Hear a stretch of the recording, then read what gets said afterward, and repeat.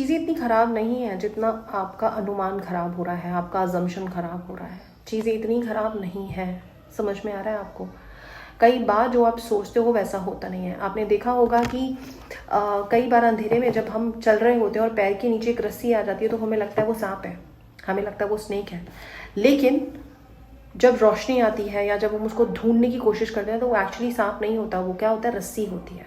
तो कई बार सिचुएशन भी ऐसी होती है, जैसा आप सोच रहे हो, जैसा आपको लग रहा है वैसा नहीं है।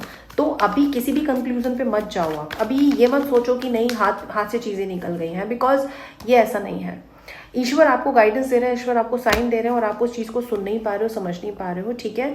और रिलेशनशिप में स्पेसिफिकली अगर, या फिर आपकी लाइफ में ऐसा कोई मोमेंट आ गया है जहाँ पे चीज़ें उथल पुथल हो चुकी हैं, ऊपर से नीचे हो चुकी हैं, तो ये अब आपकी भलाई के लिए हुआ है। ये इसलिए हुआ है क्योंकि आप बहुत ही कंफर्ट जोन में थे और आपको समझ में नहीं आ रहा था इस कंफर्ट जोन को कैसे छोड़ा जाए। तो ईश्वर ने आपको एक नई ऊर्जा देने के लिए इस डिस्कम्फर्ट सिचुएशन में डाला है। तो आप इस चीज़ को ज़रूर समझें कि ये जो हुआ है ये आपकी भलाई के लिए हुआ है।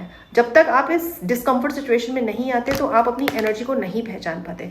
अभी आप एक हाई एनर्जी पर हैं, तो now you attract, you manifest the things whatever you want to manifest in your life. Claim this energy to type 1111। मैं मिलूंगी आपसे नेक्स्ट वीडियो में।